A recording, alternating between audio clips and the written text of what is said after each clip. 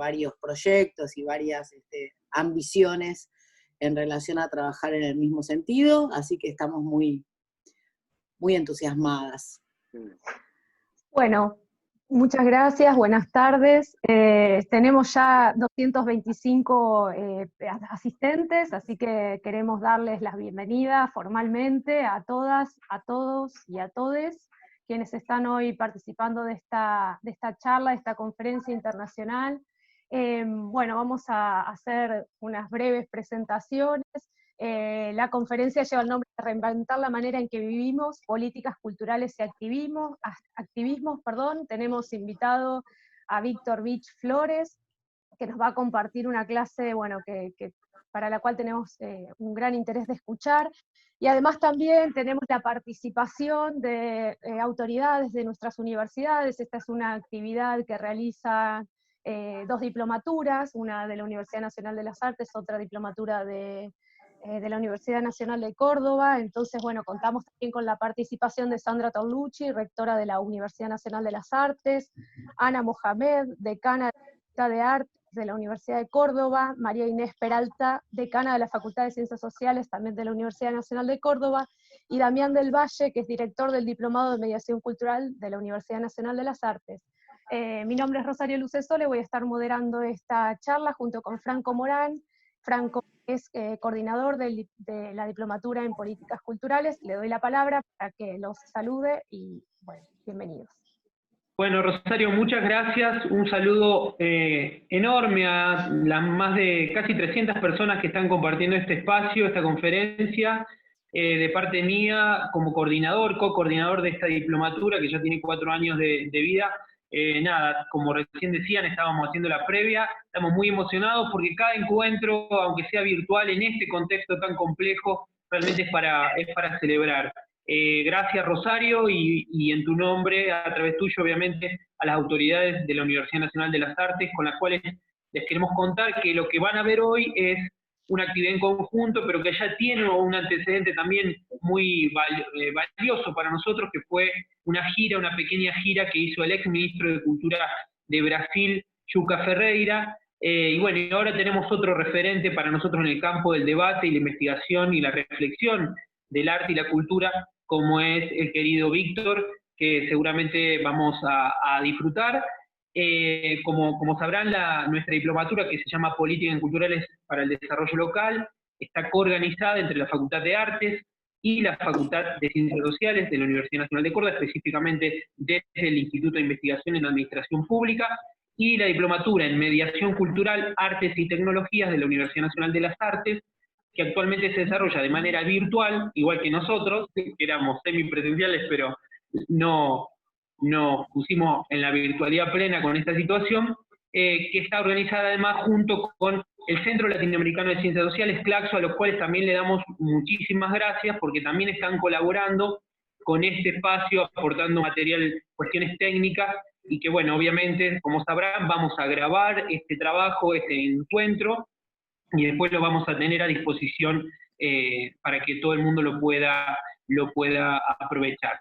Brevemente, antes de darle lugar a las autoridades presentes, recordarles que Víctor es doctor en literatura latinoamericana de la Universidad de Greentown de Estados Unidos, actualmente es profesor de la Pontífica Universidad Católica de Perú, una universidad referente en la región, ha sido profesor invitado en distintas universidades de los Estados Unidos, Europa y América Latina, ha sido asesor y consultor en temas de política cultural e instituciones como la Municipalidad de Lima y el Ministerio de Cultura de Perú, y actualmente dirige una maestría en estudios culturales y tiene varias publicaciones. Después le vamos al finalizar la charla, ya está pronto por salir un libro en Argentina, pero bueno, entre sus libros se destacan Oralidad y Poder, uno muy referente para todos los que andamos en la gestión cultural, que lo hemos señalado y subrayado, como es Desculturalizar la Cultura, que a Víctor lo hemos usado a diestra y siniestra, y también, bueno, ha obtenido también reconocimientos, becas para formación e investigación en distintos lugares. Sin más, entonces, le cedo la palabra a las compañeras autoridades, que además también tenemos la suerte que han apoyado mucho cada una en su universidad estos espacios incipientes, emergentes de formación y de encuentro como son nuestras diplomaturas. Sandra. Sí. Bueno, repito entonces el agradecimiento, saludo a todas las personas que ingresaron a esta conferencia, que sinceramente son muchas, y eso para mí es gratificante porque de algún modo ratifica esa visión que nosotros tuvimos y que tuvo tanto Claxo, la Universidad de Córdoba como la UNA, en relación a generar este tipo de políticas como la creación de estas diplomaturas, que de algún modo favorecen la formación de mediadores o gestores culturales con un perfil completamente diferente al que se venían formando en Argentina. En ese sentido, como decía Franco recién, el texto de Víctor, sobre todo el Descolonizar la cultura, fue una bibliografía obligatoria de estas diplomaturas y de otras asignaturas también, porque no solamente aparece la necesidad de situar el pensamiento respecto de lo que significa el desarrollo del campo cultural, sino también, como dice, como trae como título este encuentro, digamos, hay que reinventar, hay que producir, hay que generar un nuevo mundo, un mundo posible, que no solamente es demandado a partir de la pandemia, sino que también era antes que la pandemia, y justamente por aquello que causa cuestiones como la pandemia, necesario de repensar y de pensar desde esta región de manera diferente, ¿no? Entonces a mí me parece fundamental este tipo de charlas, de conferencias, de clases e incluso de diplomaturas, porque creo que van a ayudar a colaborar con esta construcción de mundo diferente, con esta reinvención o creación de otro mundo, de un mundo que tenga un objetivo como el buen vivir, como la igualdad, como la equidad. Me parece que todos coincidimos aquí, todas, todos coincidimos en que la transformación cultural es necesaria para que podamos llegar a esos objetivos de colonización y de transformación cultural.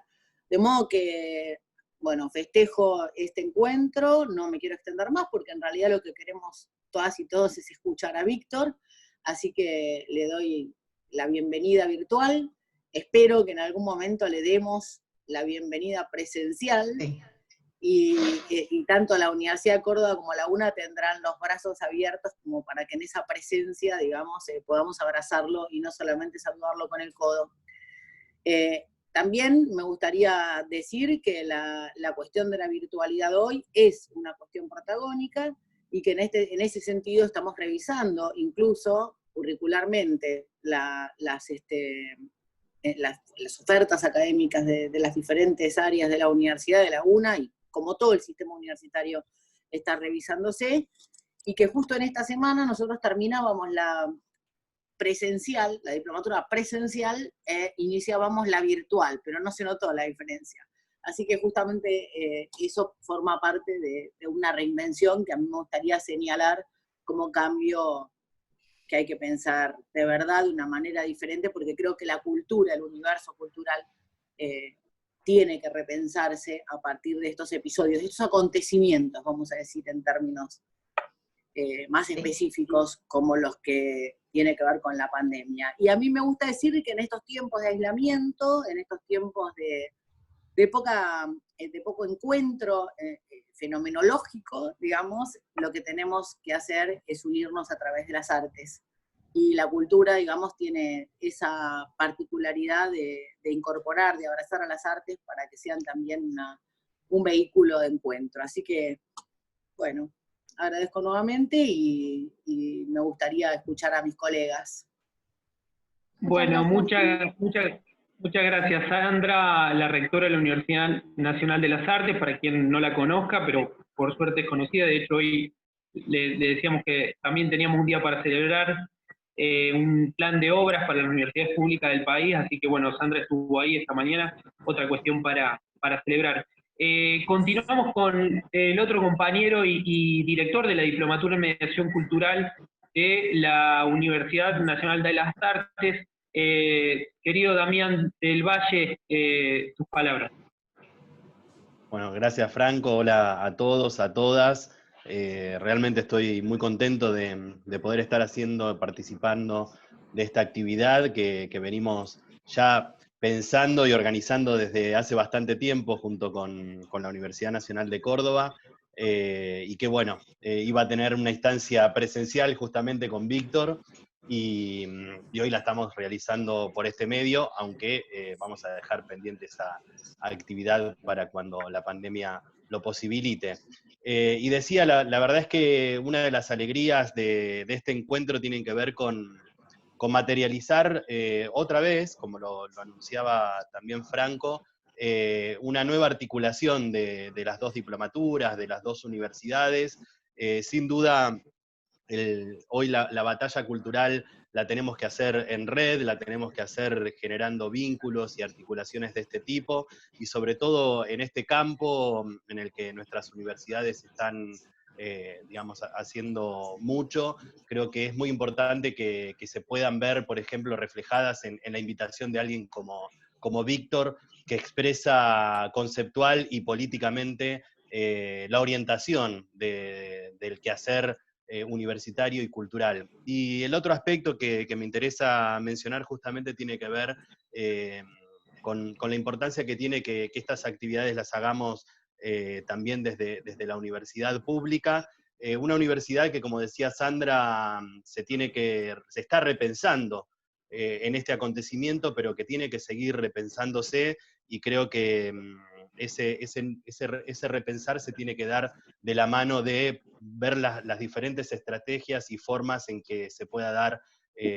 la batalla cultural, la construcción del pensamiento crítico y la deconstrucción de sentidos comunes que sabemos hoy se tienen que dar más que nunca mediante la acción cultural.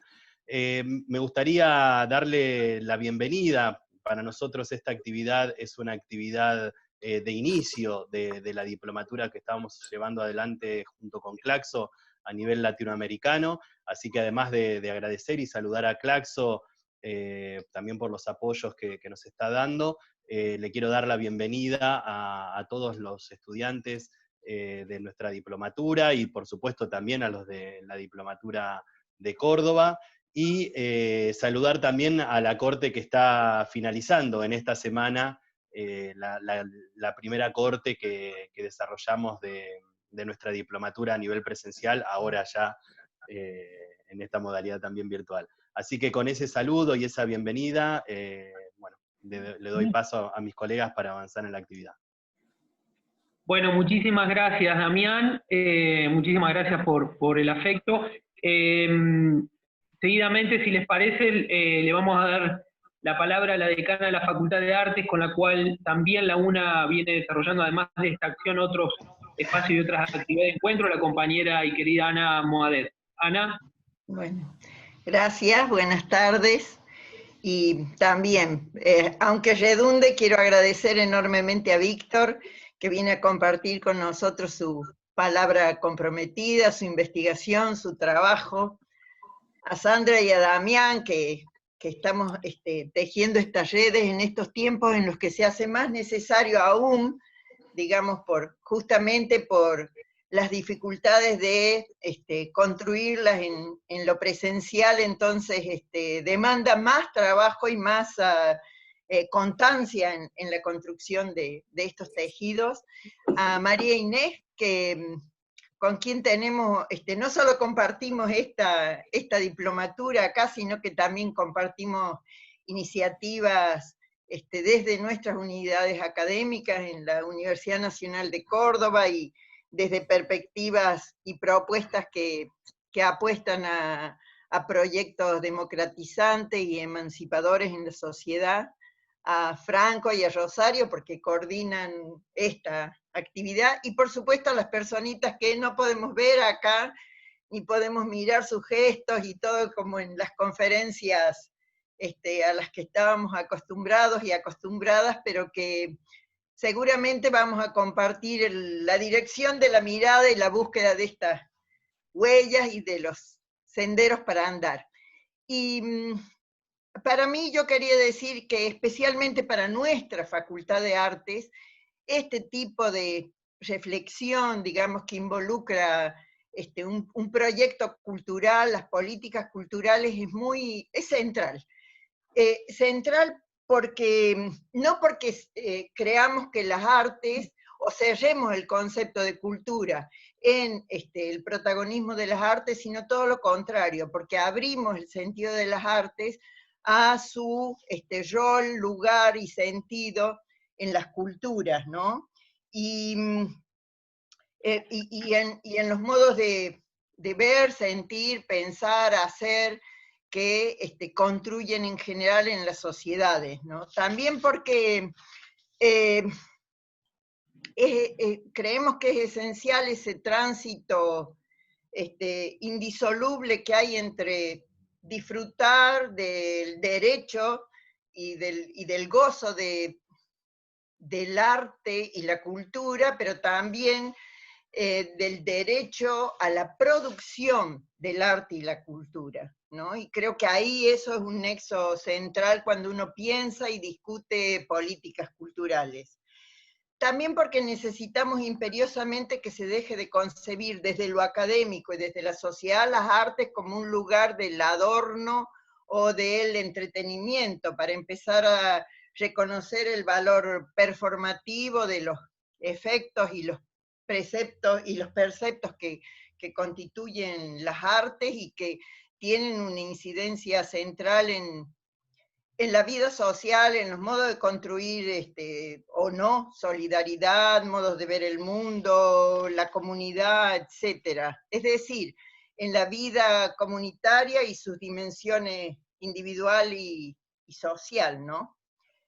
Y también me parece importante hoy, recién estaban hablando de la participación de Sandra en esa conferencia, digo, cuando está en esa conferencia en la cual se anunció un plan de inversiones para infraestructura universitaria, revalorizando también la necesidad de las universidades en la sociedad y de los saberes universitarios en la sociedad, luego de un tiempo que en nuestro país eso estuvo tan bastardeado y que de alguna manera hoy sigue bastardeado, el lugar de lo público en las posibilidades de los desarrollos y del bienestar de nuestro pueblo, ¿sí? Lo que puede, la potencia de lo público en esas producciones y en esas construcciones. Entonces me parece muy importante volver a plantear la necesidad de esa disputa de lo cultural en un sentido positivo y negativo y todo lo que eso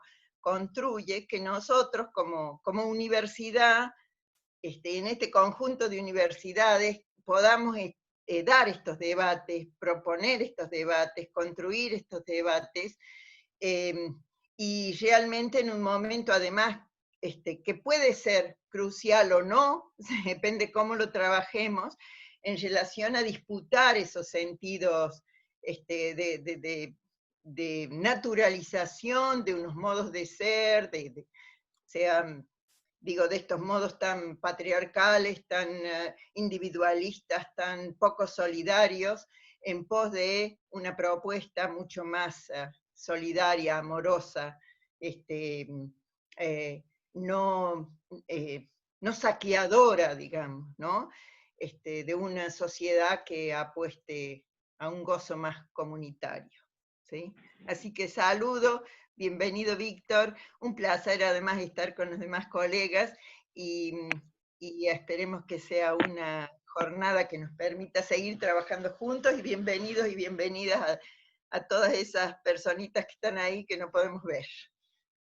Muchas gracias, Ana. Bueno, muy amable. Muchas gracias, Ana, muchas gracias. Bueno, antes que comience Víctor, ya comienza en un minutito. Era importante también que la decana de una joven facultad, le contamos para los que no sepan, la joven facultad de Ciencias Sociales de la Universidad Nacional de Córdoba, la profesora Marínez Peralta, compartiera también un saludo antes que comience Víctor. Marínez. Bueno, hola, ¿cómo están? Bueno, buenas tardes a todos y todas. Un gusto compartir este espacio con los las compañeras y compañeros con los que ya nos hemos presentado y con, bueno, quienes están haciendo la diplomatura, unos por empezar y otros ya en proceso. Yo simplemente me gustaría decirles que, bueno, esta es una facultad de ciencias sociales, o sea, no venimos del campo del arte y la cultura, pero nos encontramos acá. Y me parece que esta diplomatura que compartimos con arte, que se llama Políticas Culturales y Desarrollo Local, vino para el ámbito de las ciencias sociales, o para la perspectiva de las ciencias sociales que nosotros tenemos, vino a expresar la síntesis de una práctica social y académica que veníamos teniendo desde el ámbito de las ciencias sociales y desde el ámbito de una concepción de la universidad comprometida con sus territorios, con sus poblaciones, con sus organizaciones populares, ¿no? Nosotros le entramos a esta diplomatura desde el lado de reconocer cómo las experiencias y las expresiones culturales fueron y son constitutivas de las identidades de los sujetos, de las identidades individuales y colectivas de los sujetos en el campo popular. Uno puede claramente corroborar a partir de muchísimos años de trabajo con organizaciones populares insertas en los territorios y en las comunidades, cómo las expresiones culturales han permitido expresar dominaciones diversas que desde otros códigos no era tan fácil expresarlas para ciertos sujetos. Y desde allí se fue construyendo una práctica cultural surgida desde abajo, podría decir. ¿Sí? Bueno, solo lo miro a Franco y solo puedo decir el rap, las murgas, son expresiones con las cuales los jóvenes de los sectores populares ponen en palabras, en gestos, en acciones, en música, en cantos, las distintas vulneraciones que viven cotidianamente. Entonces, las expresiones culturales son herramientas para expresar los deseos, los sufrimientos, las luchas y las resistencias, los decires, los haceres, desde códigos diferentes. Que la universidad y las expresiones culturales de la universidad se abran a esas otras expresiones, eso es un diálogo de saberes. Eso es permitir que desde la academia ingresen estas expresiones y a su vez que la academia las tome para potenciarlas y generar y aportar a políticas culturales, a la formación de mediadores, como se decía recién aquí, o activistas, que faciliten, que promuevan que estas expresiones entren en diálogo, no solo las expresiones populares con la academia, sino las expresiones culturales populares entre sí, porque en definitiva son modos y herramientas de transformación social, ¿no? Entonces, desde ese lugar, que no era originariamente del arte o la cultura, estamos nosotros participando desde la Facultad de Ciencias Sociales, dentro de la Universidad Nacional de Córdoba. Un aporte significativo fue todas las experiencias extensionistas de nuestra universidad, que en tanto visiones y propuestas comprometidas con esas expresiones genuinas, fueron incorporando permanentemente en diversos tipos de proyectos las expresiones culturales y artísticas como herramientas de transformación. Así que desde ese lugar es que, bueno, compartimos con la querida Facultad de Artes esta apuesta por la diplomatura, y es un gusto, bueno, ampliar ahora y seguir ampliando las diversas articulaciones, no solamente argentinas, sino también latinoamericanas. Bueno, muchas gracias a todas y a todos por la apertura. Gracias Sandra, gracias Ana, Inés, Damián. Bueno, vamos a dar entonces lugar a la clase propiamente dicha. Quería contarles a los participantes, a las personas asistentes, que hay un chat específico para hacer preguntas que vamos a ir construyendo durante la charla, para después trabajar con Beach sobre las preguntas que ustedes acerquen. Es el chat específico que dice preguntas y respuestas. El otro chat es un chat más general que todos ven, y es, bueno, para ir comentando públicamente lo que tengan ganas.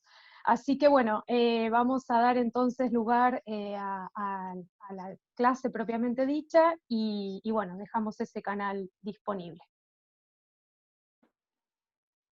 Sí. Bueno, pues saludos a todos. Les mando un abrazo. abrazo grande. Quiero decir que estoy muy contento y muy honrado de haber sido invitado a participar de este evento.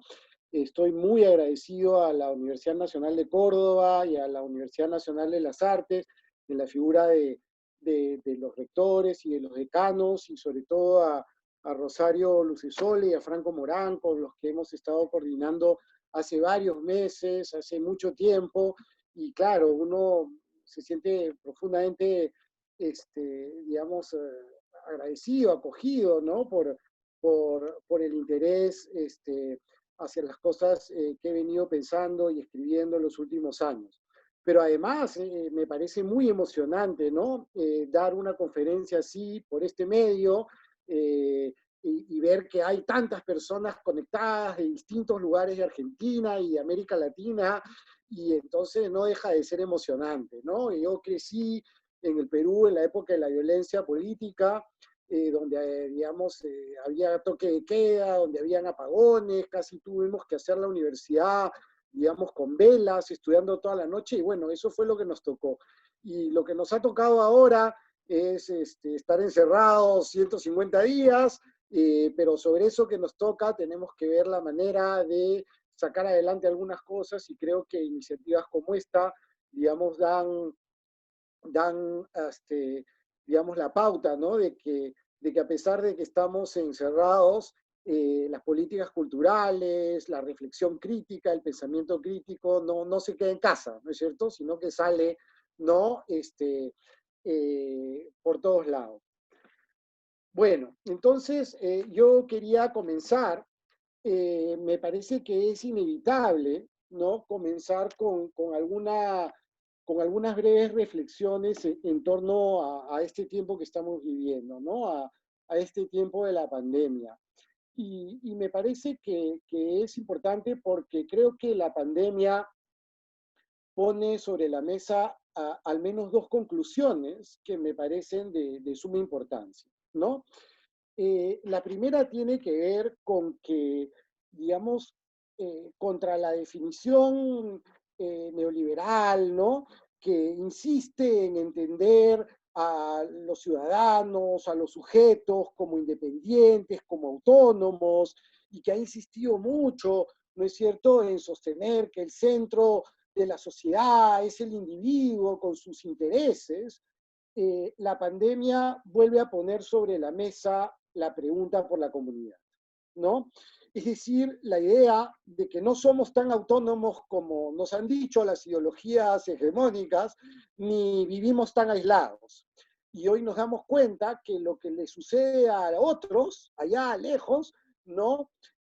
Puede llegar a afectarnos, y hoy deseamos que el saber de otros, de los científicos, que están pensando y haciendo la vacuna, pueda llegar a salvarnos la vida.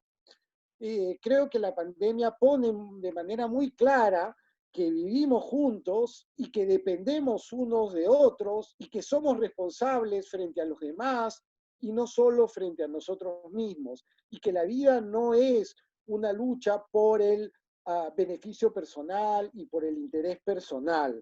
La pandemia nos ha hecho notar que el interés privado no es el único, como nos han insistido tanto los últimos 30 años algunos economistas en América Latina, y más bien, ¿no es cierto?, que lo que vemos es justamente, digamos, la pérdida, ¿no?, de lo público, ¿no? Y el desastre, ¿no?, que ciertas economías han construido en nuestros países. Entonces, lo primero que la pandemia pone sobre la mesa es efectivamente que somos en común, como dice Jean-Luc Nancy, ¿no es cierto?, que somos unos con otros, y que el ser es el en, ¿no es cierto?, unos con otros, unos dentro de otros. Eso implica que tenemos que comenzar a pensar, digamos, que en las últimas décadas en América Latina hemos puesto mucho énfasis en reconocer la diferencia cultural, en la importancia de descolonizar lo que estaba descolonizado, en, digamos, de subalternizar, en hablar de interculturalidad, ¿no? Y fundamentalmente hablar de la diferencia, es decir, de que somos un continente heterogéneo que ha sido, digamos, históricamente construido a partir de un poder homogenizador y que más bien tenemos que reconocernos en nuestra heterogeneidad y reconocernos en nuestra diferencia. Y que, como decía un novelista peruano, el mundo es ancho y ajeno, ¿no es cierto? Y entonces tenemos que reconocer que lo de uno está siempre confrontado con una diferencia cultural que lo interpela. Y entonces tenemos que reconocer la singularidad. Pero me parece que la pandemia pone sobre la mesa la idea que no solamente es necesario pensar a la diferencia cultural, sino que tenemos que volver a pensar lo que nos unifica, lo que nos une, ¿no? Es decir, que somos una sola especie en la Tierra y que estamos afectados por los mismos problemas. Los ecologistas han venido afirmando eso mucho tiempo y la crítica marxista también, ¿no es cierto? En el sentido de que, bueno, todos somos diferentes, tenemos culturas diferentes, cantamos canciones diferentes, pero todos estamos sometidos al capital y por lo tanto todos compartimos algo. Y entonces me parece que la pandemia nos enfrenta al reto, ¿no? De que por supuesto tenemos que seguir insistiendo en la diferencia, tenemos que seguir insistiendo en la heterogeneidad, tenemos que seguir apostando por los proyectos interculturales, pero al mismo tiempo tenemos que retomar, ¿no? Un pensamiento que apunte a lo que nos unifica como seres humanos y en ese sentido a un pensamiento nuevamente universalista, pero ya no el universalismo colonial, ya no el universalismo homogenizador, sino un universalismo en donde todos podamos reconocer simultáneamente nuestra diferencia cultural, pero al mismo tiempo que estamos sometidos a los mismos problemas. Y de hecho, lo que estamos viendo, ¿no?, es que los seres humanos en algún nivel somos uno y todos estamos en este momento afectados duramente por un problema que compartimos. Y en ese sentido, digamos, la segunda conclusión que podemos sacar de este momento tan duro para la humanidad, ¿no? La segunda conclusión es la absoluta, o sea, la pandemia nos hace ver la absoluta fragilidad, ¿no?, de la vida humana y de los sistemas sociales que hemos construido. Y esto es muy importante porque digamos que la modernidad y el capitalismo como su eje estructurador ha sido sumamente arrogante, ¿no es cierto? Arrogante, decir, bueno, nosotros controlamos el mundo, la tecnología controla el mundo, el consumo controla el mundo, la ciencia controla el mundo, y entonces es un discurso súper arrogante de absoluto control, de tener absoluto control y a partir de ahí prometer lo que, digamos, no se puede dar, y de pronto un virus demuestra que somos animales frágiles y que un virus puede poner en jaque, digamos, la vida de buena parte del planeta. Y entonces creo que la pandemia nos hace, digamos, cuestionar, ¿no?, esos fundamentos de la modernidad occidental y nos hace observar, digamos, representarnos a nosotros mismos y representar la cultura humana de una manera más humilde, de una manera más sensata y de una manera más auténtica, ¿no? Entonces creo que, digamos, esta importancia, ¿no?, de estas dos conclusiones, la puesta en escena nuevamente de la pregunta por la comunidad y el reconocimiento de la fragilidad, son como dos instancias, ¿no?, fundamentales para pensar el tipo de momento histórico que vivimos y para reconstruir, ¿no?, o para intentar reconstruir el modo en que vivimos, ¿no? Un modo en el que hemos vivido donde, digamos, lo público ha sido dejado de lado, por el interés privado, por el interés individual, y donde efectivamente hoy constatamos, ¿no es cierto?, constatamos duramente, ¿no?, cómo lo público ha sido dejado de lado, y si no, ha sido destruido en los últimos años en América Latina. Bueno, quiero decir además que, claro, cuando nosotros hablamos de políticas culturales, nosotros que pertenecemos al sector cultural, estamos muy acostumbrados, ¿no?, a pensar la cultura en su dimensión positiva, ¿no? A pensar la cultura como un dispositivo que contribuye a una educación crítica, contribuye a afinar la sensibilidad, contribuye a cambiar los imaginarios, contribuye a, digamos, producir una escena alternativa al de la cultura de masas, y que, digamos, la cultura, dedicarse a la cultura, es algo positivo y muy bonito, porque es muy bonito escuchar música, participar de fiestas locales, leer poesía, ir al teatro, etcétera, etcétera. Pero en realidad yo creo que ese paradigma de la cultura como algo que está asociado exclusivamente a palabras buenas y positivas es efectivamente un paradigma incompleto, y es un paradigma que tenemos que reformular, que tenemos que complejizar para hacer más efectiva nuestra acción, para construir proyectos más contundentes, para, digamos, contribuir al cambio social.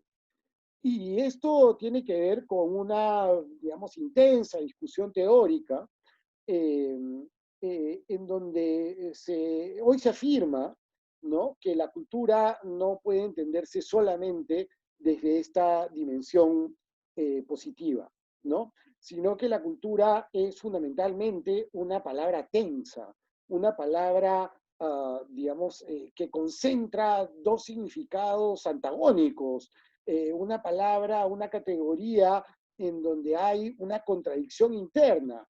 Y la hay porque, por un lado, la cultura nombra efectivamente la creatividad, pero por otro lado, los antropólogos nos han enseñado que la cultura es lo que es el dispositivo a partir del cual se estructuran las relaciones humanas y una comunidad establece una forma de vivir, ¿no? Una comunidad establece un modo de vida particular.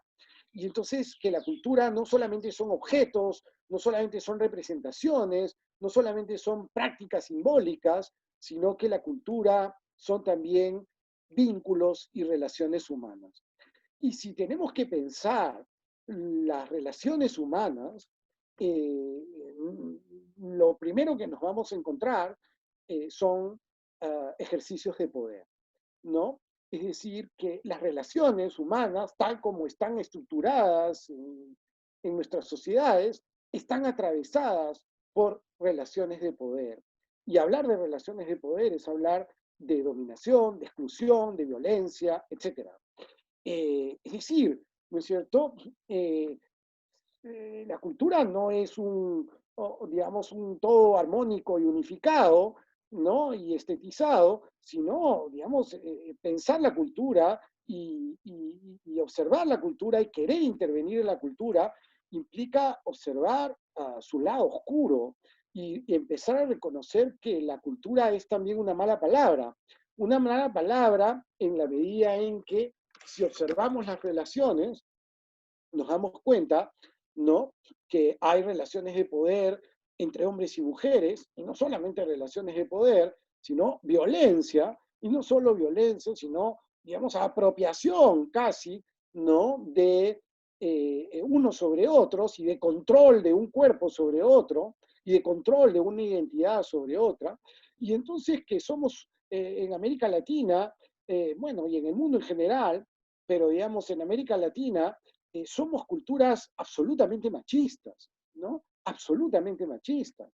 Y no solamente somos culturas machistas, sino que somos culturas homofóbicas y somos culturas racistas, profundamente racistas, en donde los vínculos entre uno y otro están basados en procesos de jerarquización y en procesos de diferenciación por el color de piel, por el acento, por la lengua, etcétera, etcétera, por el lugar en donde uno vive, ¿no?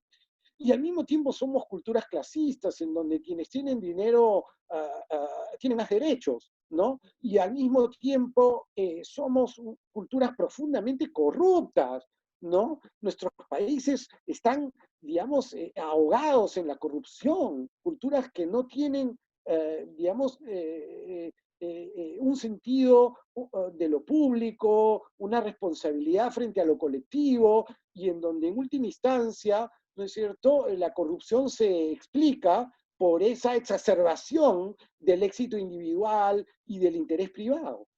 Y entonces, enfrentarse a la cultura no es solo lidiar con el buen teatro y la linda poesía y la música maravillosa, sino que enfrentarse a la cultura es enfrentarse a lo más obsceno de nosotros mismos, a lo más obsceno de los vínculos que hemos construido, a lo peor de nuestras sociedades. Y entonces, trabajar en políticas culturales, la gente dice, ah, qué lindo, trabajas en políticas culturales, ¿no? Fomentas el teatro y la poesía.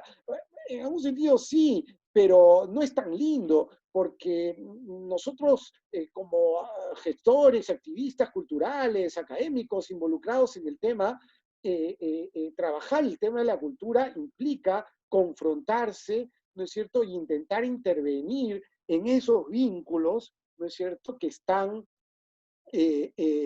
atravesados por relaciones de poder que es preciso neutralizar y que nosotros apostamos porque los objetos culturales y porque las representaciones simbólicas pueden comenzar a deconstruir, pueden comenzar a reinventar, pueden comenzar a, digamos, neutralizar esas relaciones de poder. Entonces, la cultura, ¿no es cierto? No podemos continuar pensando la cultura solamente como arte, solo como lo simbólico, solo como, digamos, el objeto cultural, sino pensar la cultura como modo de vida y como sociedad. Y entonces, la manera de aterrizar esto, es decir, que tenemos que pensar la cultura en su dimensión cotidiana, ¿no? Este famoso crítico inglés, Ramon Williams, decía que la cultura era lo cotidiano. Y si pensamos lo cotidiano, y si tenemos que hacer una definición de lo cotidiano, bueno, ¿qué es lo cotidiano? Lo cotidiano es en última instancia estas dos dimensiones de la cultura. Es decir, lo cotidiano es por un lado, ¿no?, la creatividad, ¿no es cierto?, la innovación, ¿no? Pero por otro lado, lo cotidiano es la inercia, lo cotidiano es la reproducción del poder, lo cotidiano es, ¿no es cierto?, la incapacidad que tenemos para transformar el mundo que vivimos. Lo cotidiano es una pura reproducción de lo cotidiano, ¿no? Y entonces lo cotidiano es un lugar donde podemos observar tanto la reproducción del poder como al mismo tiempo la creatividad, la innovación, la transgresión en el mejor sentido de la palabra, la posibilidad de hacer algo nuevo, de innovar, ¿no? Y entonces las políticas culturales tienen que ser políticas, tienen que armar sus proyectos, tienen que armar sus intervenciones a partir de una conciencia muy fuerte de lo cotidiano, a partir de una conciencia muy fuerte de la cultura, entendida en estas dos dimensiones, ¿no? Entendida en la dimensión de la cultura como capacidad de producir algo nuevo, pero al mismo tiempo la cultura como inercia para reproducir lo existente, ¿no? Entonces, de lo que se trata es de apuntar a lo cotidiano para intentar reorganizarlo, ¿no es cierto? Para intentar transformarlo, ¿no? Para intentar neutralizar esos poderes que están asentados en lo cotidiano, ¿no? Y que efectivamente reproducimos día a día. Y entonces una primera, digamos, idea incide, apunta, ¿no? a que las políticas culturales tienen que ser políticas fuertemente aterrizadas, ¿no? En lo cotidiano, y tienen que conocer lo cotidiano, ¿no? ¿Qué significa eso? ¿No? ¿Qué significa eso?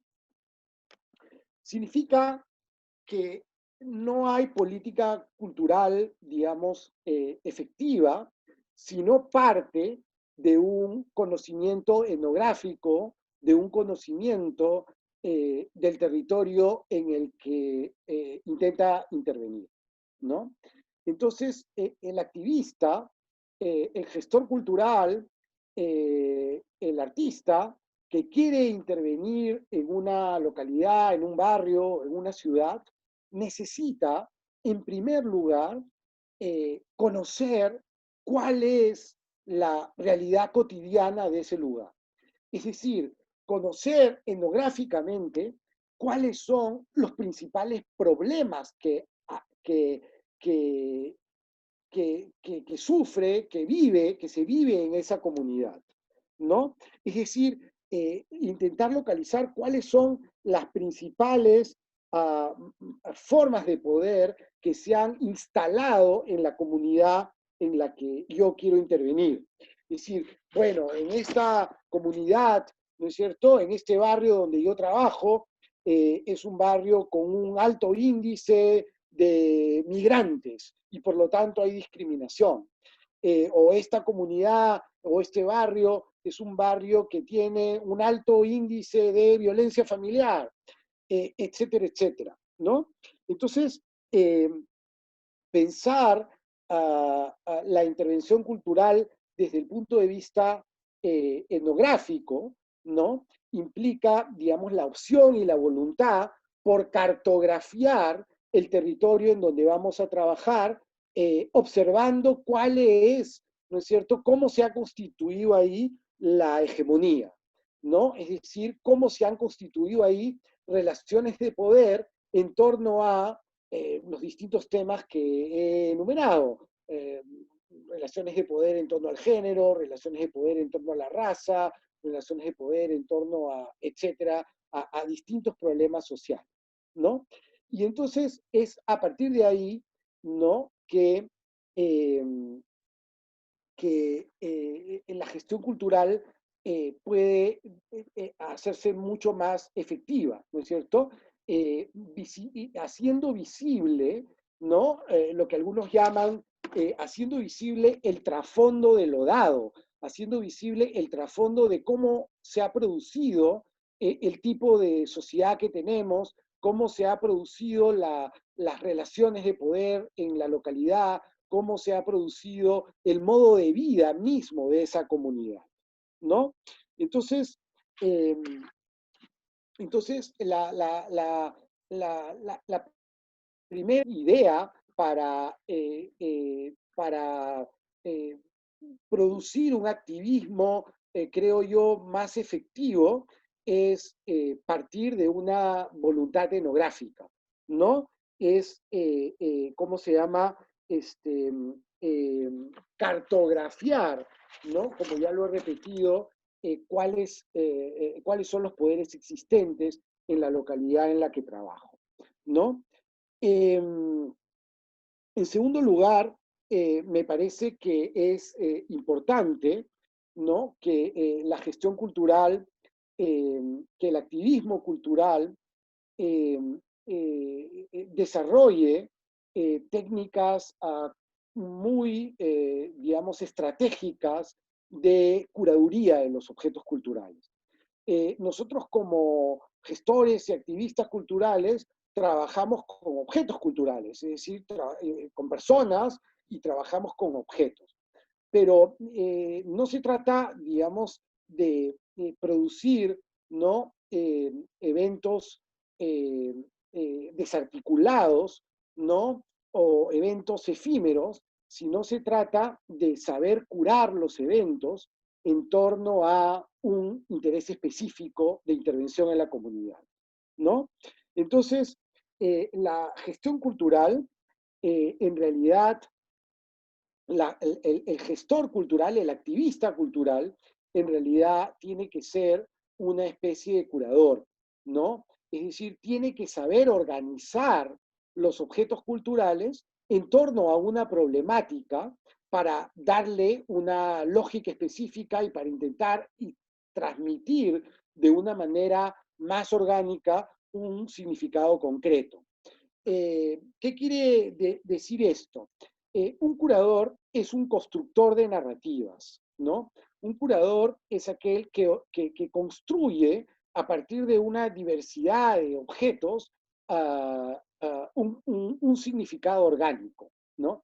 Cuando nosotros vamos a ver una exposición en un museo o en una galería, ¿no? Vemos que la exposición está curada en torno a un tema, en torno a una imagen, en torno a un significado, y eso es lo que tiene que hacer la gestión cultural, digamos que autocrítica de sí misma, la gestión cultural que está siempre, digamos, repensándose. ¿Cómo construir, ¿no? Cómo aglutinar distintos objetos de la cultura, distintas prácticas simbólicas, distintas representaciones estéticas en torno a un tema común. ¿A qué tema? Bueno, a uno de los temas que hemos cartografiado como problemática del barrio o de la identidad, ¿no? Entonces, de lo que se trata es de producir un activismo que no sea efímero, que no sea, digamos, una intervención de un momento, sino un activismo que esté curado, ¿no es cierto? En donde sean muchas actividades, ¿no? Muchas actividades curadas en torno a una problemática específica, en torno a una problemática, a una, podríamos decirlo, digamos, en un sentido, digamos, más directo, en torno a una relación de poder frente a la cual queramos visibilizar, queramos intervenir, queramos neutralizar, ¿no? Entonces, el activista, el gestor cultural, tiene que ser, en primer lugar, un etnógrafo y tiene que ser, en segundo lugar, un curador. Pero no solo eso, sino que también el gestor cultural tiene que ser un militante. Y por militante no me refiero aquí, digamos, a una identidad de partido o inclusive a una, digamos, adscrito a una ideología específica, sino un militante en el sentido de que la gestión cultural es un trabajo de hormiga, que la gestión cultural es un trabajo paciente, que la gestión cultural es un trabajo para activar procesos y no para producir simples eventos, ¿no? El gestor cultural, ¿no? Es un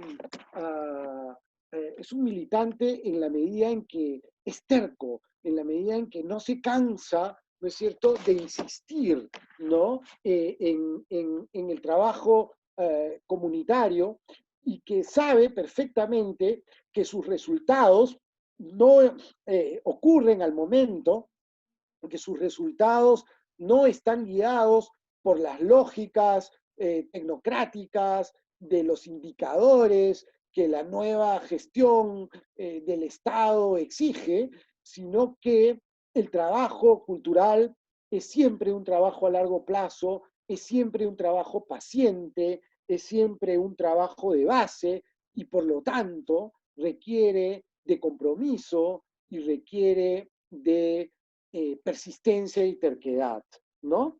Entonces, es efectivamente un trabajo de hormiga y si tenemos que, digamos, utilizar el viejo lenguaje, digamos, de las viejas militancias y de la vieja teoría gramsciana asociado con ella, el trabajo del gestor cultural es el trabajo de una guerra de posición, ¿no es cierto? Entonces, forma células, trabaja con pequeños grupos, va avanzando poco a poco, va generando nuevas voluntades colectivas, va, digamos,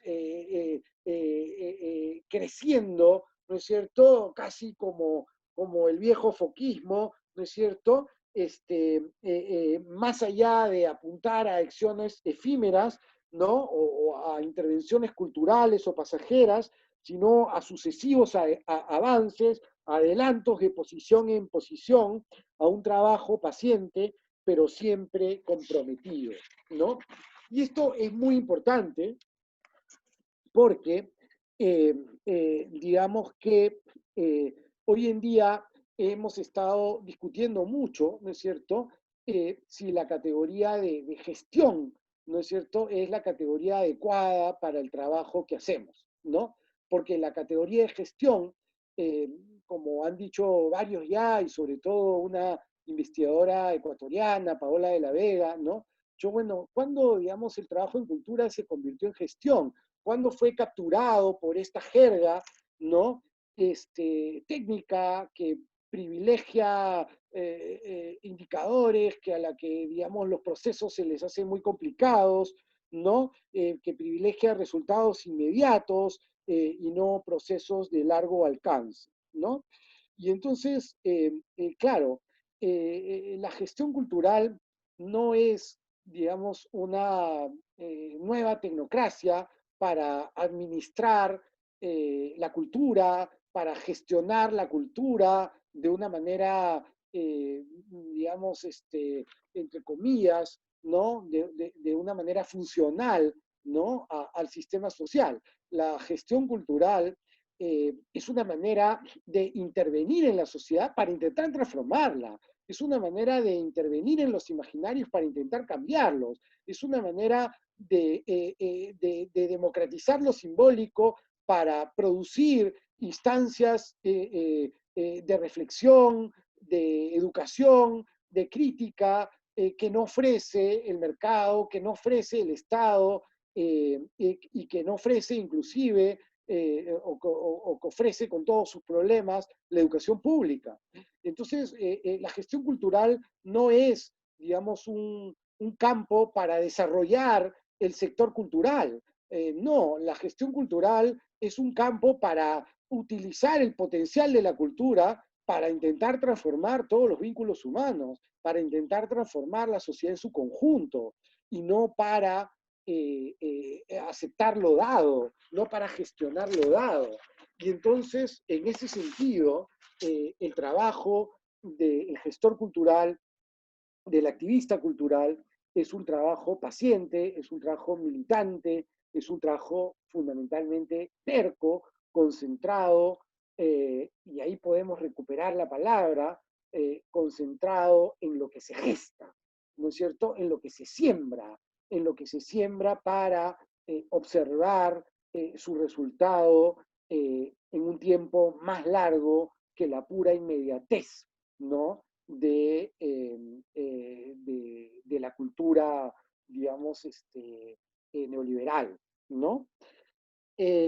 Bueno, pero al mismo tiempo, una gestión cultural, un trabajo en cultura, no solamente tiene que ser un trabajo que parta de una base etnográfica, no solamente tiene que ser un trabajo curatorial muy bien pensado, no solamente tiene que ser un trabajo que apueste por el tiempo largo, sino que al mismo tiempo tiene que ser un trabajo administrativamente bien planificado, ¿no?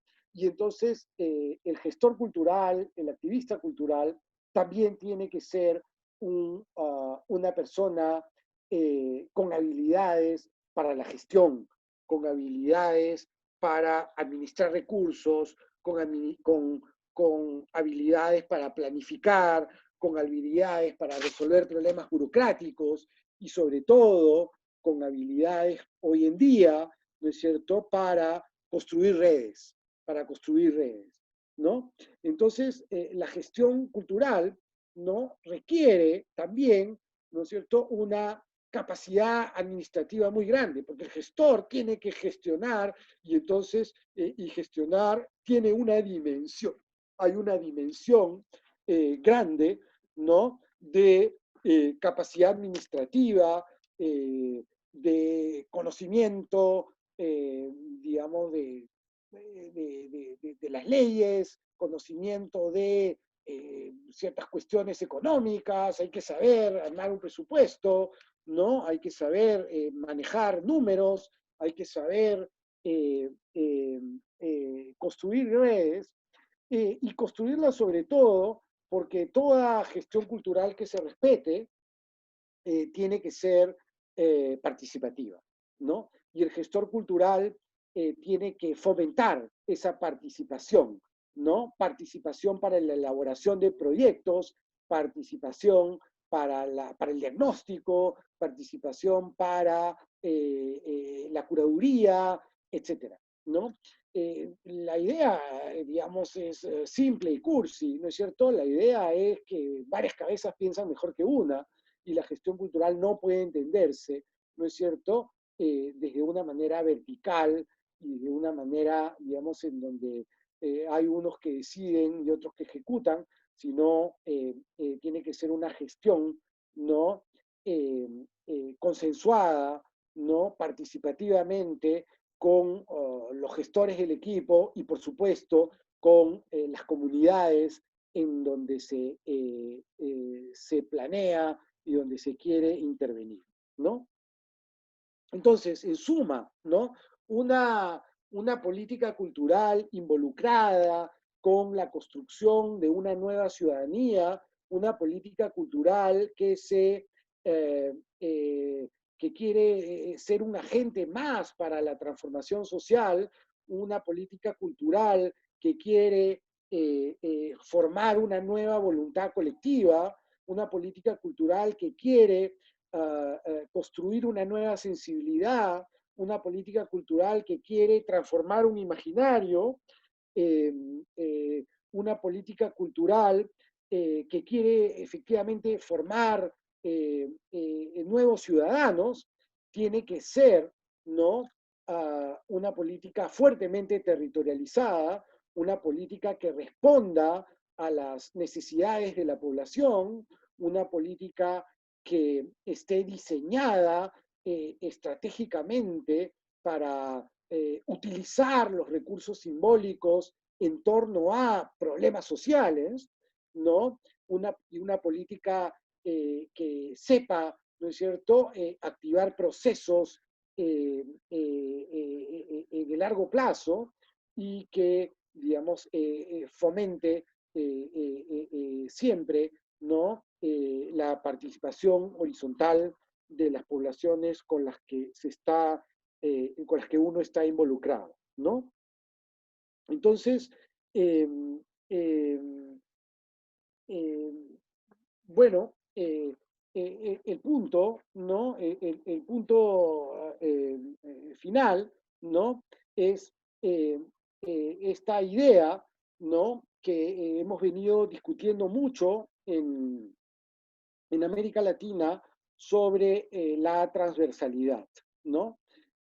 Una política cultural realmente destinada a ser un agente de transformación tiene que ser una política articulada con problemáticas no culturales, ¿no? Con problemáticas no culturales.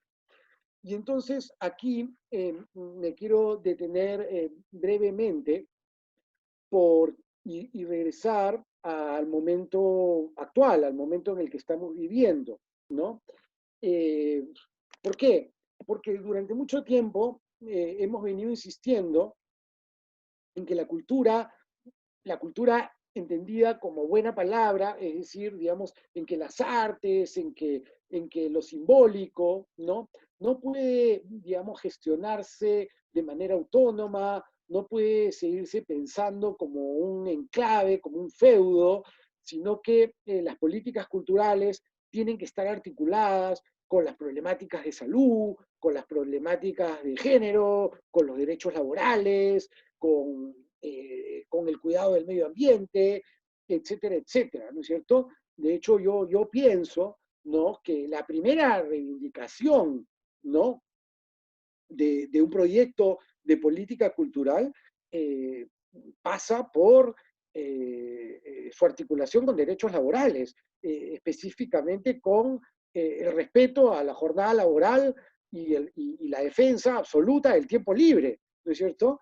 ¿Cómo podemos, digamos, difundir cultura si la gente no tiene tiempo libre, si hoy en día nadie respeta las 8 horas de trabajo, los mercados no los respetan, si la gente trabaja 12 horas diarias, más el tiempo que tiene que llegar al trabajo y regresar, entonces no hay tiempo para leer una novela, ni para ir al teatro, ni para salir al parque a ver algo, ni para ir al centro cultural, y entonces las políticas culturales tienen que estar absolutamente relacionadas y tienen que ser un agente, digamos,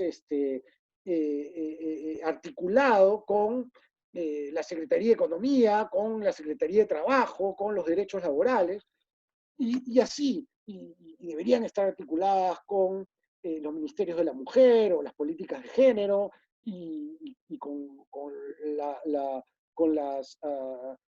las iniciativas medioambientales, etc.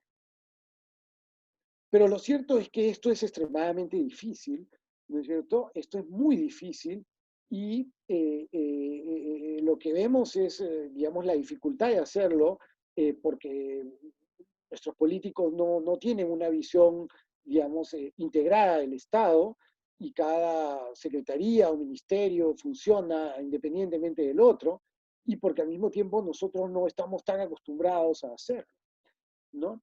Sin embargo, me parece que el momento que vivimos es un momento en donde podemos pensar, ¿no?, nuestra articulación.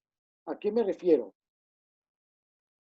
A que efectivamente puede ser un reto muy grande pedirle a la cultura que se articule con los derechos laborales, pero por lo menos la cultura podría estar articulada con el sector educativo, con la escuela pública. Y me parece que en este momento necesitamos construir proyectos y construir intervenciones, ¿no?, para articularnos, intentar articularnos con el currículum escolar, en el sentido de que por lo menos, ¿no?, nos quedan varios meses encerrados, por lo menos en el Perú, no sé cómo será en otros países, pero en el Perú este año no va a haber educación, solamente hay educación virtual, los niños no van a la escuela, están recibiendo clases en casa, y entonces tenemos a todos los niños y jóvenes metidos en su casa, ¿no? Y entonces tenemos que intentar articular a todo el sector artístico para que contribuya de alguna manera a el año escolar, ¿no? Y entonces me parece que, por lo menos en el Perú, observamos, ¿no?, una desconexión absoluta entre el Ministerio de Educación y el Ministerio de Cultura, ¿no? Y es realmente una vergüenza que en este momento en que más se necesita, ¿no es cierto?, que reforzar el sistema educativo por la precariedad en la que las clases escolares se están realizando, es en este momento en donde se pediría, ¿no?, que los gestores culturales, que los artistas y que los activistas diseñen proyectos para enriquecer, ¿no es cierto?, los contenidos educativos que los niños están recibiendo en casa, ¿no? Y para, a partir de esos proyectos, ¿no es cierto?, justamente activar, ¿no?, el deseo de conocer más el arte y las prácticas simbólicas.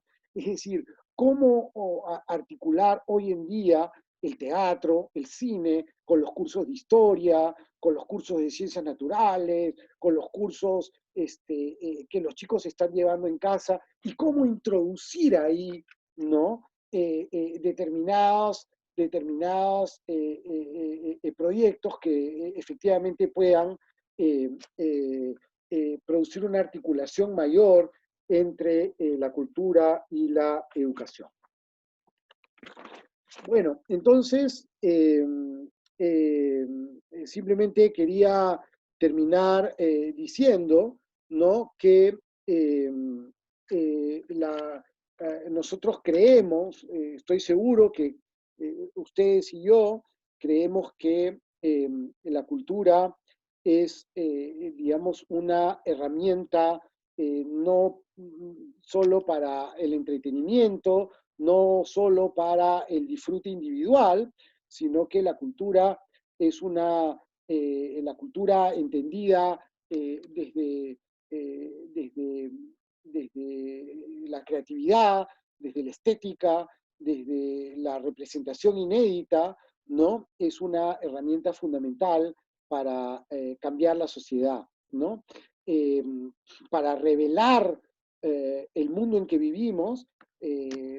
Las representaciones simbólicas nos ayudan a entender mejor el mundo en que vivimos. Las representaciones simbólicas tienen una dimensión mimética, es decir, nos hacen visible, ¿no?, cómo somos, cómo nos relacionamos con los demás, nos hacen visible las fallas del sistema, pero al mismo tiempo las representaciones simbólicas siempre imaginan otras posibilidades, imaginan otros mundos. El mundo del arte no es el mundo de lo dado, sino es el mundo de lo posible.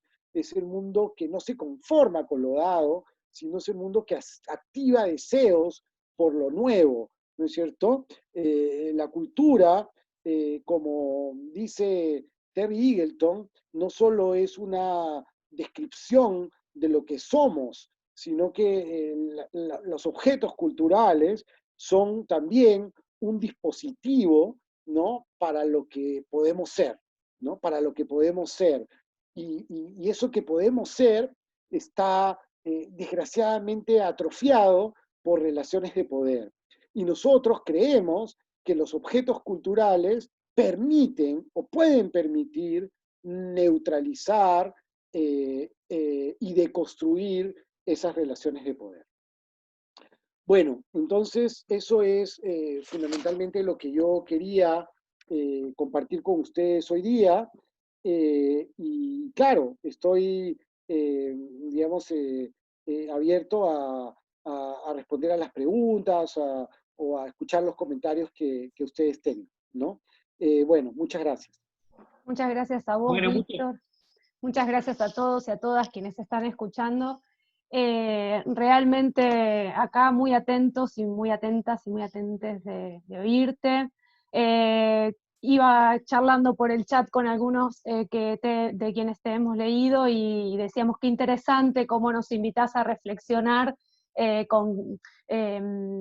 y a combinar mucho de tu trabajo, cómo nos actualizás un montón de conceptos, cómo nos permitís pensar la realidad contemporánea que estamos viviendo desde las categorías que vos siempre nos invitás a pensar. Entonces creo que es una charla que va a ser muy interesante también para seguir trabajando luego en los grupos de trabajo, ¿no?, en las aulas, en los espacios de los foros que nosotros trabajamos con los estudiantes, porque tiene, como decimos, mucha tela para cortar, desde la mirada de este activista militante, desde la gestión cultural, también lo podemos pensar desde la mediación cultural, este lugar del activismo, pero también esta dimensión de políticas culturales que activen distintos puntos o distintos elementos que no son necesariamente los culturales, en los términos que vos los planteabas. Los culturales tradicionalmente, por allí alguien preguntaba en el chat, bueno, entonces esos aspectos también son parte de la cultura, y como bien vos lo explicaste, también lo son y son esenciales, quizás son los puntos estos que nos traías, ¿no?, de cómo simbólicamente la cultura está allí mostrando de alguna manera sus rasgos o su tejido que la sostiene. Entonces, bueno, me parece que hay un montón de preguntas ahí que estuvimos trabajando un poco con Franco, muy diversas, aparecen un montón de elementos, por supuesto, vamos a compartírtelas para darte también la posibilidad de seguir dialogando con los asistentes, pero bueno, quería agradecerte mucho nuevamente por tu exposición. Quiero contarles que hay una pregunta principal que nos preguntaban si la charla va a estar disponible después en redes, y va a estar disponible, así que la van a poder volver a ver o compartir con quienes no pudieron estar hoy. Igual son 300 personas las que están participando, así que les cuento que son un grupo muy, muy grande, muy, muy fluido. Y después lo que empezó a pasar entre las primeras... una cosa más, un aviso. Les voy a poner en el chat un acceso que Víctor nos facilitó a donde él tiene cargadas sus publicaciones. Entonces ahora en el chat común, el de difusión, el de comentarios, voy a dejar ahí también el enlace para que puedan acceder, si quieren, a leer otros artículos que quizá nosotros no hemos hecho circular todavía, así que para que los puedan ver. Pero bueno, en relación a las preguntas, que era lo que quería compartir, te quería comentar que lo que apareció como una de las primeras preguntas fue en relación a esta situación contextual, ¿no?, de la pandemia. Y aparecen, bueno, las preguntas que tienen que ver con, por ejemplo, si es viable un nuevo tipo de capitalismo, donde la idea de la comunidad prime por sobre el individualismo en la pospandemia. Otra pregunta tiene que ver con si es el mismo el concepto de interculturalidad después de la pandemia. Y bueno, después hay otras preguntas que tienen que ver más con estas categorías que vos planteabas, que tienen que ver con esta etnografía como trabajo de hormiga o este involucramiento, ¿no? Y siempre pensando en este nuevo escenario. Estamos buscando sistematizar algunas de las preguntas, porque son muchas, tenemos 32 en este momento. Claro. Bueno, mira, empezaría por esa pregunta que soltaste, ¿no? Después de la pandemia, ¿es el mismo concepto de interculturalidad? Yo diría que sí, pero digamos, reconfigurado, yo diría que enriquecido, ¿no? Yo entiendo la interculturalidad, ¿no? No solamente como como un interés, ¿no? Por, digamos,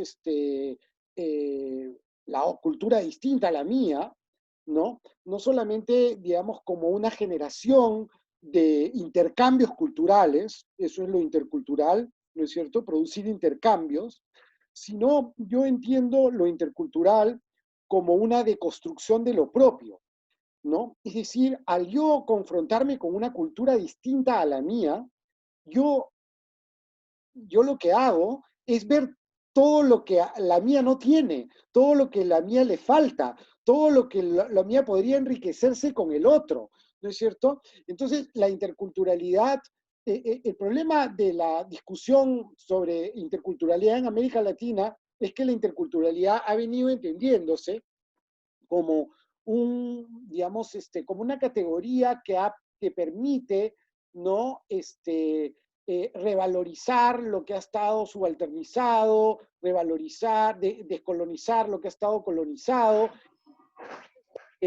posicionar lo propio como algo que está al mismo nivel que la hegemonía, como algo, digamos, tan valioso como cualquier otra cultura. Y yo creo que eso es muy importante y ha sido muy importante y tenemos que seguir haciéndolo, ¿no es cierto? Pero no solamente eso, ¿no es cierto? Sino que todo proyecto intercultural pasa por la deconstrucción de lo propio. Y en ese sentido, todo proyecto intercultural es anti, ¿no es cierto?, nacionalista, ¿no es cierto? Mi cultura no es superior a la del otro, mi cultura no es más importante que la del otro, y si yo miro el mundo, ¿no es cierto?, me doy cuenta de todo lo que podría enriquecerme yo y enriquecer a mi cultura con las prácticas culturales de los demás. Entonces, Entonces, lo intercultural más bien tiene que funcionar, creo yo, para relativizar lo propio y abrirnos al otro, ¿no es cierto? Y abrirnos a la diferencia, y abrirnos a, digamos, la heterogeneidad del mundo. Eso en primer lugar, pero después de la pandemia, ya no solamente podemos preguntarnos por la diferencia, como dije al inicio, ¿no? Sino que tenemos que empezar a ver cómo hacemos para reconstruir un nuevo discurso universalista. Porque aquí hemos estado en jaque en todo el mundo entero está en jaque. Y eso nos hace dar cuenta que más allá de nuestras diferencias culturales, hay algo que compartimos. Estamos sometidos a los mismos problemas y por lo tanto tenemos que recuperar no solo la idea de emancipación de los grupos oprimidos, no solamente la idea de la emancipación de mi país, sino que tenemos que volver a apostar por proyectos globales, ¿no? Acá lo que está en juego es el mundo, lo que está en juego es el planeta, lo que está en juego somos nosotros como especie.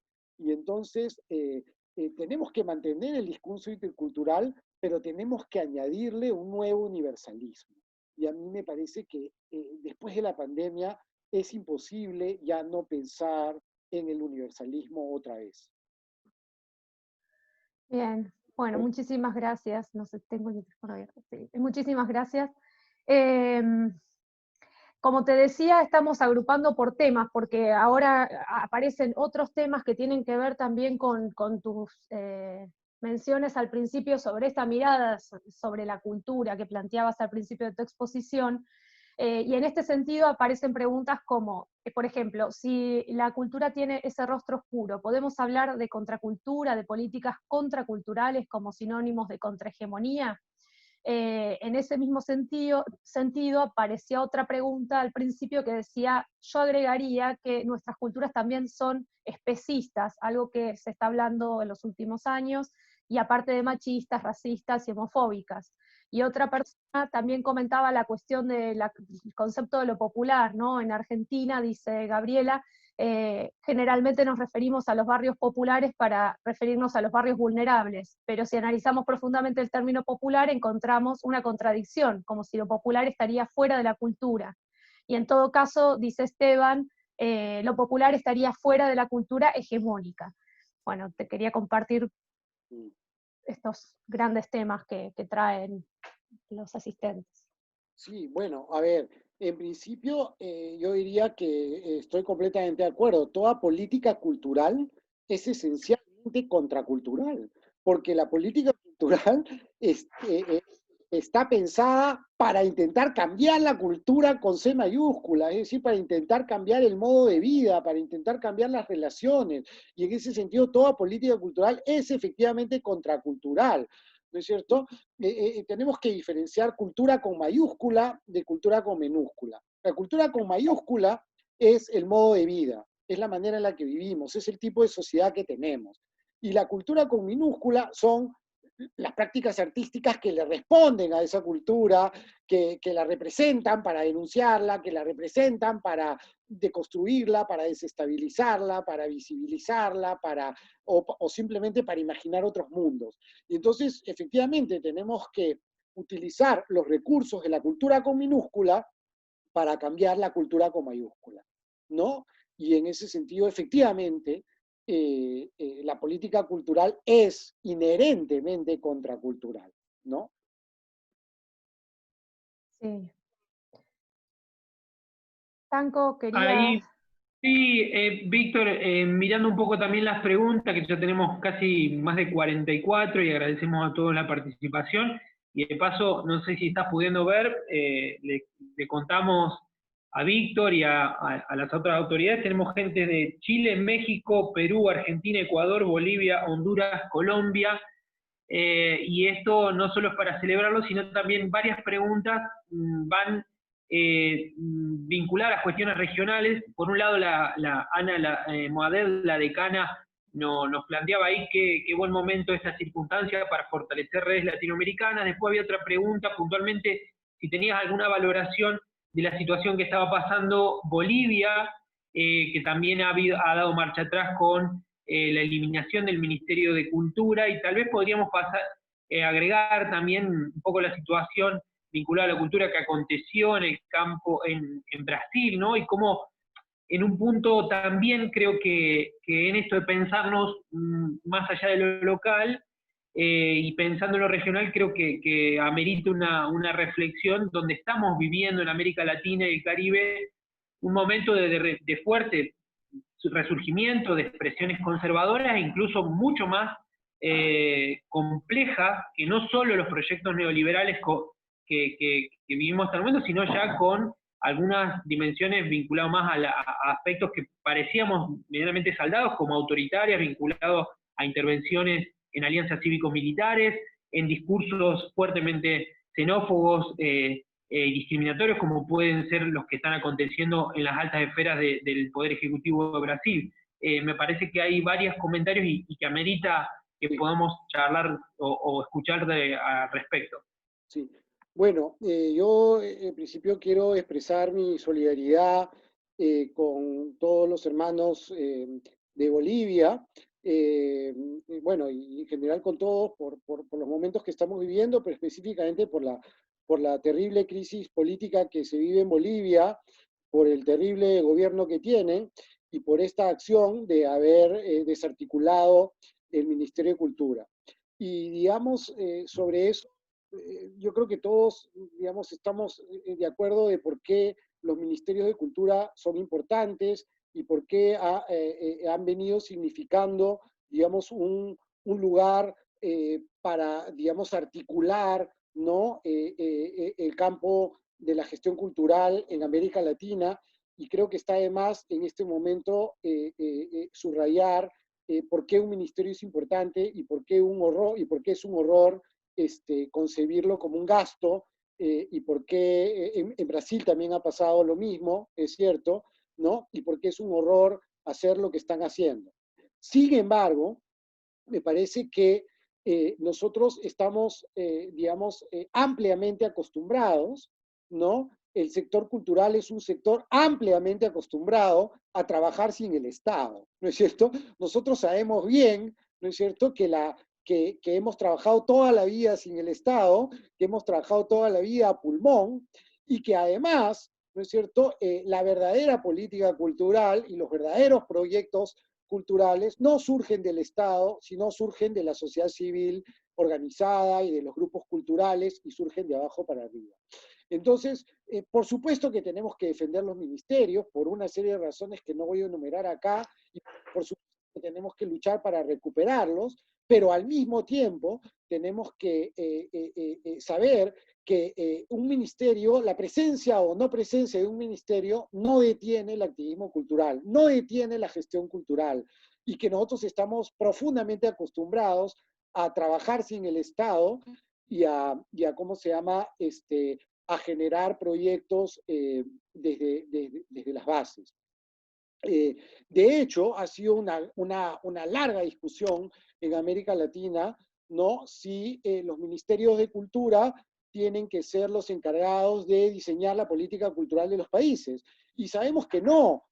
El ministerio no tiene que diseñar nada. Los ministerios de cultura lo que tienen que hacer es potenciar las iniciativas culturales que están en la sociedad, y articularlas y potenciarlas. La función del ministerio es solamente potenciar lo que ya hacemos en la sociedad civil. Y entonces, bueno, si no tenemos ahora el ministerio, bueno, lucharemos para reconquistarlo, pero al mismo tiempo hay que seguir haciendo lo que hemos hecho siempre. Y en ese sentido, es un golpe bajo, pero es un golpe que no tiene por qué derrumbar el intenso trabajo que los grupos culturales hacen y siempre han hecho. Sí, muy de acuerdo con tu propuesta. Ese es el camino, seguramente, sin dudas. Bueno, me parece que es un panorama complejo, como planteaba Franco Morán, pero también quizá esta sea la estrategia de salida, ¿no? Seguir construyendo desde lo cultural, seguir militando y activando esos espacios como planteabas al principio, y bueno, de la manera que nuestros pueblos y nuestras comunidades lo han hecho desde su historia total, ¿no? Desde su historia completa. Franco, no sé si querías retomar algo de este tema, porque también hay otras preguntas sobre otro tema que también aparecen fuertemente, que tiene que ver con el trabajo en el campo cultural, y me parece que era importante tomarla para cerrar. Sí, tal vez pensando en el tiempo, y obviamente le vamos a pedir disculpas a las más de 55 preguntas que tenemos. Obviamente esto es un primer gran momento y uno de los momentos de una larga conversación. Si querés, pasemos a esas preguntas para no ocupar más tiempo en lo que puede ser de otras respuestas de Víctor. Claro, lo que aparece en varias de los asistentes que están consultando, por un lado, dos cuestiones, más allá de esta propuesta, o sea, la pregunta por los medios de comunicación y el rol que ejercen en los usuarios y cómo construyen también sentido común, y en relación a las plataformas que hoy tenemos que utilizar básicamente para comunicarnos y para también producir nuestras construcciones culturales y también educarnos. Esto es algo que aparece entre las preguntas en relación a las plataformas, como qué podemos pensar sobre eso, y también en otro orden de ideas, en relación al trabajo en la cultura, si es como, de alguna manera, cómo posicionarnos en torno al trabajador cultural en relación a este nuevo escenario, ¿no? El trabajador, la trabajadora y los trabajadores, perdón. Bueno, a ver, yo diría que sobre lo de los medios de comunicación, yo lo enfocaría, ¿no? Intentando unirlo con la situación que vivimos, ¿no? Es decir, hoy en día estamos encerrados fundamentalmente en las casas, estamos sometidos al mundo virtual, y la pregunta es cuándo vamos a regresar a la calle, ¿no? Y yo creo que tenemos que pensar nuestro regreso a la calle, ¿no? Tenemos que empezar a diseñar proyectos para regresar a la calle e intervenir la calle y convertir la calle en una esfera pública alternativa a la chatarra que nos ofrecen los medios de comunicación, ¿no? Entonces tenemos que pensar nuestro retorno a la calle para producir en la calle muchas intervenciones en los parques, en las plazas, en las calles, ¿no es cierto? ¿No? Y para comenzar, ¿no?, a construir ciudades cargadas de oferta cultural, ciudades cargadas de símbolos, ciudades cargadas de nuevas representaciones, ciudades con carteles nuevos, con esculturas nuevas, con interrupciones de los simbólicos permanentes, y demostrar que la escuela no es solamente el único lugar donde se transmiten contenidos alternativos, sino que la calle puede ser una gran escuela, porque lo que la pandemia nos revela también, ¿no es cierto?, es, bueno, algo que ya sabíamos, que el mundo está mal hecho, pero que acá tenemos que reeducarnos todos, y los únicos que los gobiernos piensan que tienen que educarse son los niños y adolescentes, pero no solamente los niños y adolescentes tienen que educarse. Después de la pandemia tenemos que reeducarnos todos, tenemos que aprender a vivir de otra manera.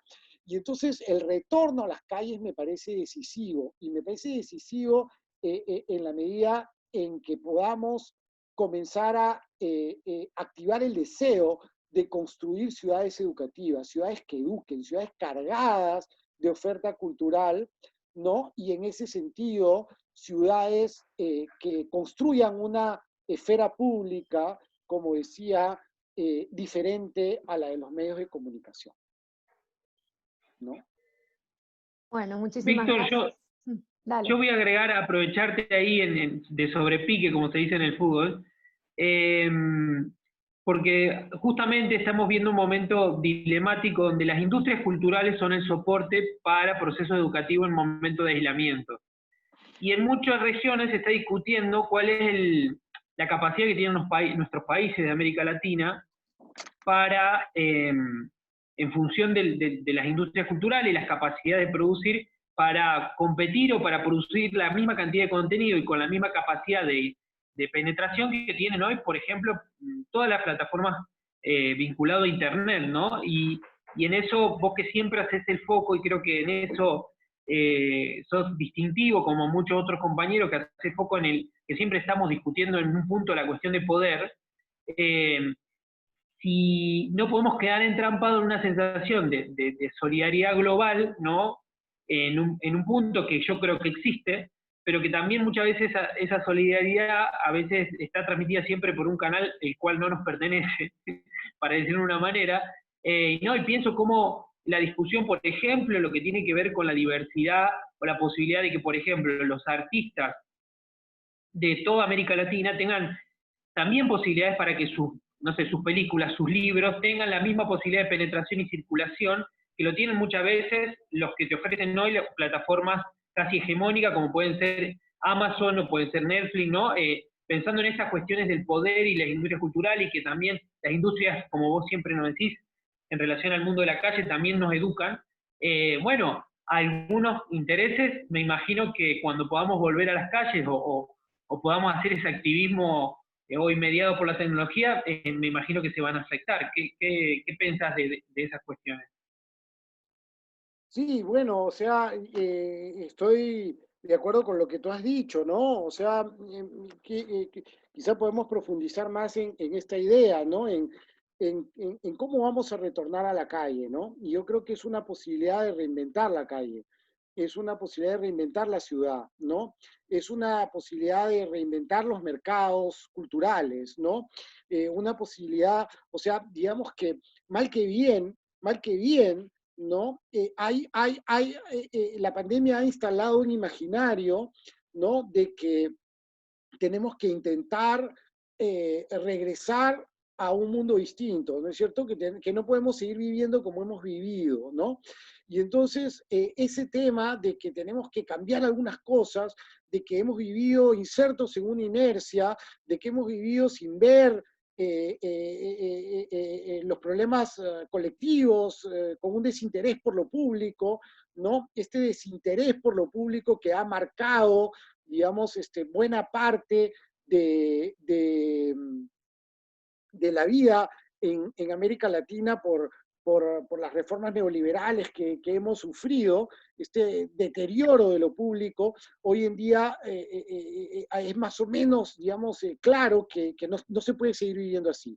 Entonces, es un escenario para poner, ¿no es cierto?, para poner sobre la mesa, para poner en agenda, ¿no?, la necesidad de reposicionar, la necesidad de utilizar la cultura como un agente de transformación, de utilizarla en el sentido de nuevos mercados culturales, nuevas industrias culturales que cumplan un rol, ¿no es cierto?, un rol más protagónico, ¿no?, en la vida, en la esfera pública, en la vida de la ciudad, ¿no?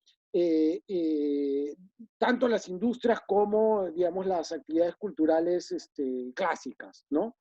Entonces, a mí me parece que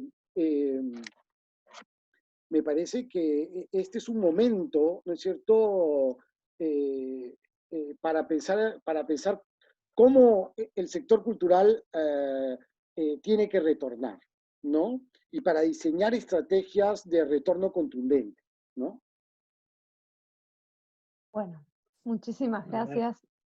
Creo que, bueno, como veníamos diciendo, quedan un montón de temas para seguir conversando. Esperemos que, como decían las presentadoras del principio, las panelistas, compañeras, la rectora y las decanas, esperemos verte pronto en presencia y poder encontrarnos con vos y seguir estas conversaciones que son sumamente necesarias, urgentes, y que, como decías al principio de tu exposición, el contexto de la pandemia nos puso de alguna manera en evidencia esto que estaba sucediendo, pero que es necesario atender. Y bueno, qué mejor que ocuparlo desde el campo de lo cultural, que atenderlo desde el campo de lo cultural o pensarlo como una cuestión cultural. Así que, bueno, desde nuestra diplomatura de mediación cultural, junto con Damián.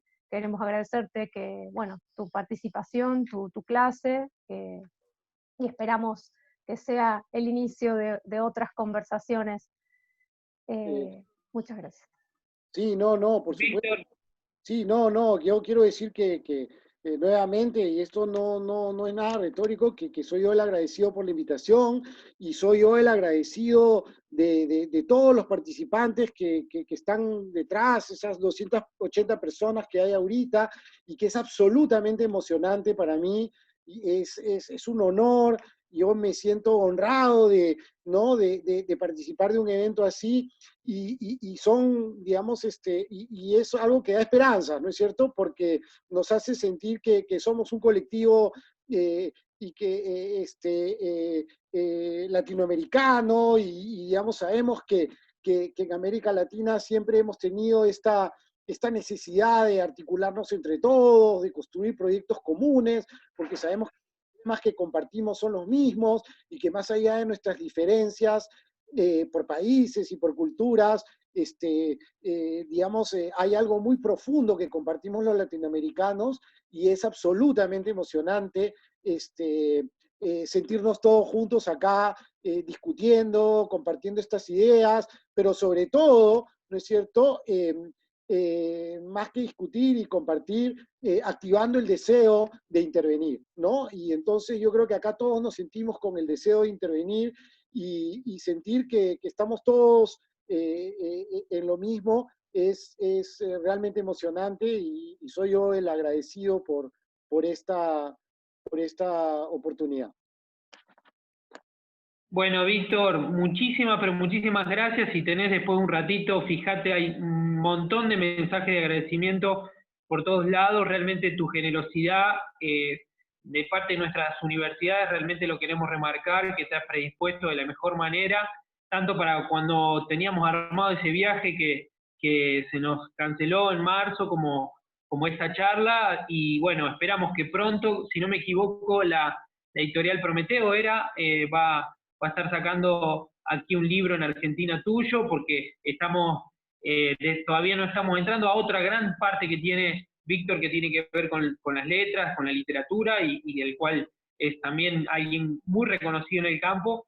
Pero bueno, de verdad, muchas gracias, y a todos los presentes, las presentes, como decíamos de parte de Córdoba, también comprometernos a activar redes. En el chat está el enlace para que puedan acceder a lo que está colgado de Víctor en su sitio de academia.edu, para que puedan acceder a distintos textos que él tiene ahí subidos, y puedan además seguirlo a partir de ahí para cada vez que él suba el material.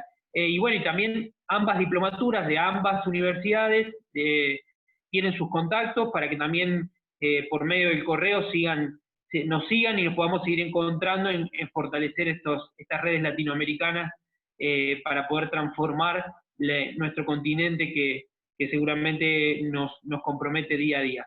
Un abrazo grande a todos. Rosario, muchísimas gracias. Víctor, muchas gracias. A las decanas, a la rectora, muchas gracias por su espacio, su momento y el apoyo. Bueno, muchas gracias. Chao. Gracias. Muchas gracias.